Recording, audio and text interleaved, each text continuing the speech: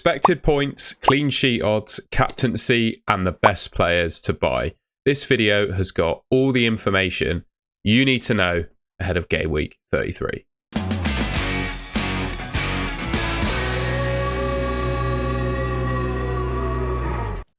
we're going to start off then by looking at the top players for expected points by position.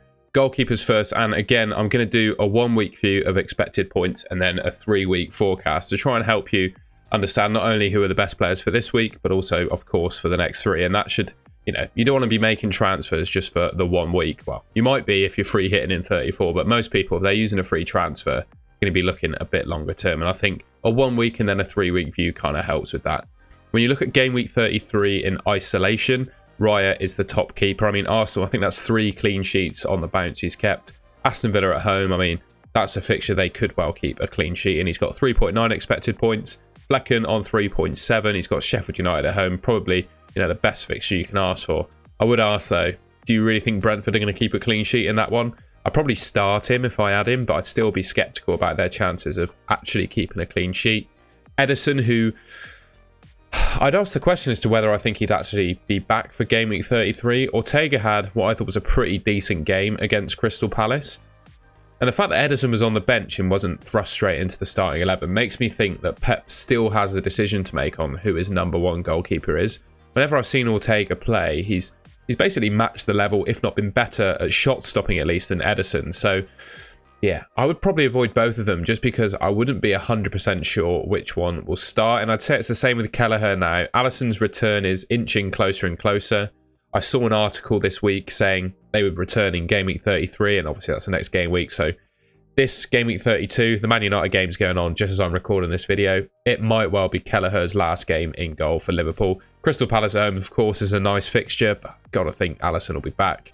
But Bruggen, I wouldn't touch him really. He's played, I think both him and Steele have played an equal number of games this season. They've been fairly rotated, so I don't think you can say he's a good option. Petrovic with Everton at home, I think, is decent. Ortega, I said that, toss up as who's going to start between him and Ederson. Sells and Neto are your top keepers. And then looking across the next 3 weeks, Raya is the top goalkeeper for expected points. I mean, Villa at home, double game week in 34. And then what I would say is probably a tough fixture against Tottenham away in game week 35. But I mean, judging by how good Arsenal have been defensively, they haven't conceded a goal in 3 Premier League games. They could conceivably keep 2 or 3 clean sheets in their next 4 fixtures. So I definitely agree, and I'd probably say Raya is the best goalkeeper in FPL right now. The only unfortunate thing with Raya, of course, is he takes up a 3rd Arsenal spot. You might want to go for a different Arsenal player in his place. Like I said, Kelleher, yes, the draft hunt algorithm absolutely loves him. He makes saves and he gets a decent amount of clean sheets, but is he going to stay in that team? He is currently the 2nd top goalkeeper, but yeah, with Alisson's return looming, don't think you can really go near him. Pickford is the 2nd best, I'd say, starting keeper. I'll talk about him at the end, but if you don't quite have enough cash for Raya, or maybe you already have 3 Arsenal players, or fancy someone else in Raya's place from Arsenal, I think Pickford is your next best bet as a goalkeeper. Everton have kept a decent amount of clean sheets, and when you compare Pickford with Raya, Pickford is a keeper that makes 3 saves, over 3 saves per game, I believe, which means pretty much every game he gets you saves bonus. And traditionally, like, the best goalkeepers in any fantasy football game are ones that keep an average amount of clean sheets but back up their points with consistent saves bonus. So yeah, I don't mind Pickford. Same with Neto really, although I'd say Everton probably just edge it defensively against Bournemouth. So I'd probably say, and the expected points are right here, Pickford slightly better than Neto. Sarr, Onana, and I always spoke about Ederson, Flecken, Verbruggen and Petrovic are your top keepers over the next 3. Quick look at the defenders for Game Week 33 then, and Ben White, Gabriel and Saliba are the top 3. I mean, we're seeing a similar trend with Raya, right? I think Arsenal are back to keep a clean sheet against Villa. I'm a little bit intrigued to see Ben White ahead of Gabriel, though. I think just with his goal threat from set pieces, he could have quite easily have had a goal against Brighton if you saw their free kick at the beginning of the game. I mean, he was through on goal, missed what I thought was quite an easy chance, to be honest. I just think Gabriel poses more goal threat than Ben White, and I would personally say he's better. I think Draft Hound are favouring White because he probably puts up better underlying numbers just due to the fact he plays in a more attacking position. And Saliba, he's probably more, prone to keep clean sheets than get attacking returns, but he's going to play every game, to be honest. All 3 of those Arsenal defenders are decent picks. Probably say Gabriel again. His strength is that he's cheaper than all of them as well. 8 Nori unfortunately went off in game week 32 with a calf injury. I think it remains to be seen when he's actually going to be back. Rumours say it's just going to be 1 or 2 weeks, but we just don't know. But if he does play, obviously he's a great option. He's basically playing up front for Wolves recently, and he's a defender in FPL at 4.7 million. I wouldn't touch the Man City defence. You just don't know who's going to start. Yes, they've got Luton at home, a good fixture. I do expect Luton to score, given how Man City have been defensively. And like I said, you just don't know who's going to play. Connor Bradley, he could be good, with Trent expected back for game week 33 though. Question marks as to whether he'll start. Aya and Virgil van Dijk are your other top defenders. Midfielders then, and Draft Hound actually back Cole Palmer. 8.5 expected points, nearly 2 expected points more than Mo Salah. They're absolutely loving Cole Palmer at the moment. He's got Everton at home. I mean, that's a pretty decent fixture. Even though I bigged up Jordan Pickford before, I wouldn't rule out Cole Palmer doing well in that one. Salah in second place, Crystal Palace at home. Another really good fixture for Liverpool there, and a good fixture for Salah. I think the captaincy is going to be quite tight. I'll let you know once we get through the expected points who I think I would captain. De Bruyne, obviously off the back of a really good game against Crystal Palace, couple of goals. Luton at home, you'd expect him to do well in that one. Question marks on whether he will start that game though, given they've got Real Madrid midweek in the Champions League. Son against Newcastle away. I mean, Newcastle pretty much bone dry in terms of their defenders. So many are getting injured at the moment. I do fancy him in that fixture. Foden, I mean, come on, he's going to do really well, I think, against Luton. I'm jealous of people that still have him.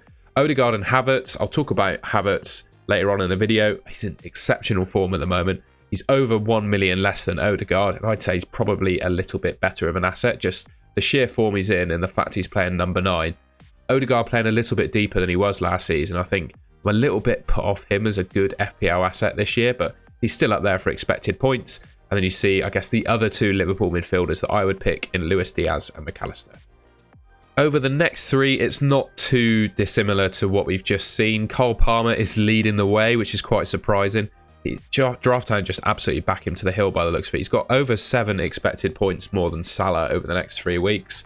Obviously now got a double game week in 35. Salah, like I said, I mean, what can you say? He's got 4 fixtures in the next 3 weeks. He's probably the best player in FPL history. I definitely want him if I don't have him already. Odegaard and Havertz up there, of course, with their double in 34. Likewise, Diaz and McAllister. Son, he's only got 3 fixtures in the next 3 weeks. Obviously, he blanks in game week 34 and then doubles in 35. But just because he's such a good asset, even with 1 less fixture than some of these other players, he's still amongst the top midfielders. And we see the same with Foden. He doesn't double at all, but he still looks to be a really good asset. Sarabia, who I think quite a lot of us have on our bench and are kind of counting on him for game week 34, scored a penalty. Oh, I think he scored a penalty in game week 33. I can be 32. Sorry, I can be corrected on that. He looks a really good option. I'm going to be bringing him in for Son in game week 34 and just benching Son, and then bringing Son back in, of course, for 35. And then Saka, not been too great from open play recently. I think his last open play goal, what I read on Twitter, came on the 25th of February. But of course, he's on penalties for Arsenal, and he scored 1 in 32, so it doesn't really matter all that much. And you think those fixtures he's got coming up, not the best defences. I think he could do well.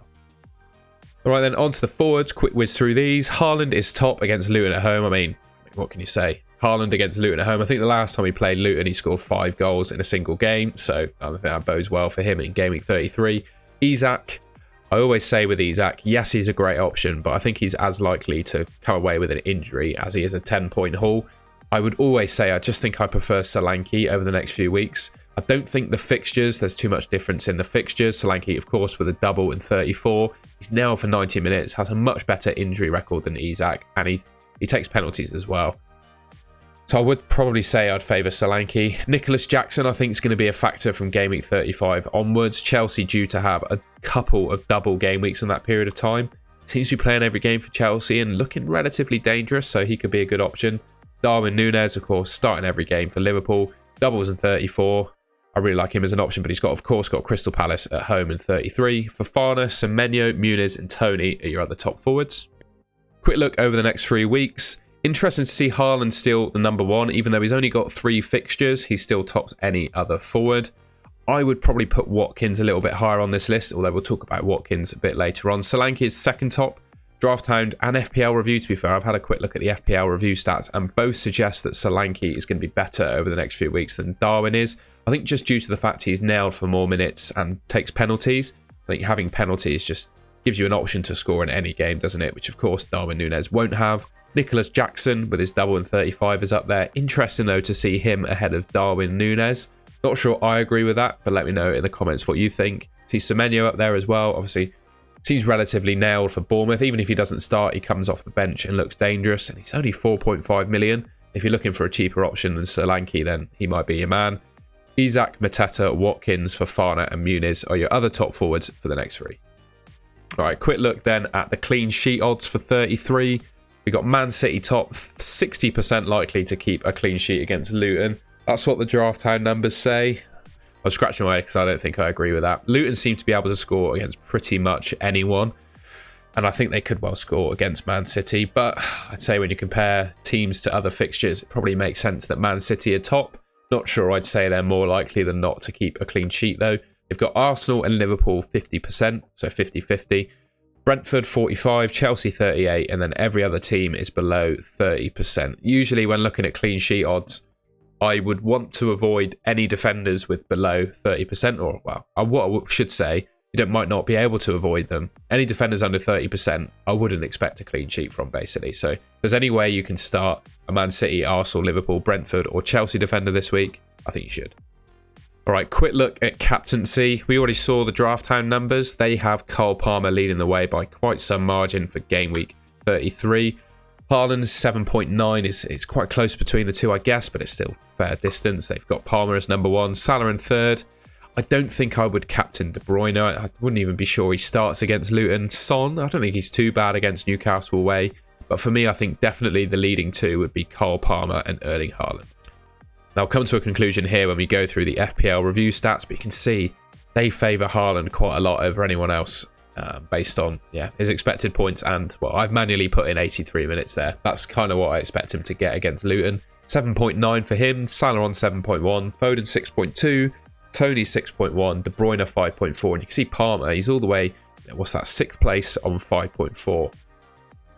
And I think I agree with the FPL review captaincy. I think you have to go for Haaland for the sheer amount of returns he's gotten this season and his track record against Luton. They could not handle him at all in the last fixture, and I don't see them doing any better this time round. He scored 5 in the last game. God knows what he could score in this one, but I wouldn't want to go against him, I think, in game week 33 as captain. So if you were asking me, I'm going to go for Haaland. I just wanted to round off the video by talking about 3 or 4 players that I think I'd be eyeing up to bring in my team. Number 1, goalkeeper at least, would probably be Jordan Pickford. Now, I mentioned that David Raya, I think, is the best goalkeeper in the game. Already spoke about him. But if you don't want to get to Raya, if you can't afford him, or maybe already have 3 Arsenal players, I think your next best man is Jordan Pickford. I think Everton are fairly decent defensively. You can see there he's kept 9 clean sheets. That's the second most of all goalkeepers in the game. And like I said when talking about him before, I think the best goalkeepers in pretty much every fantasy football games are one that keep a decent amount of clean sheets, but also make a consistent amount of good saves.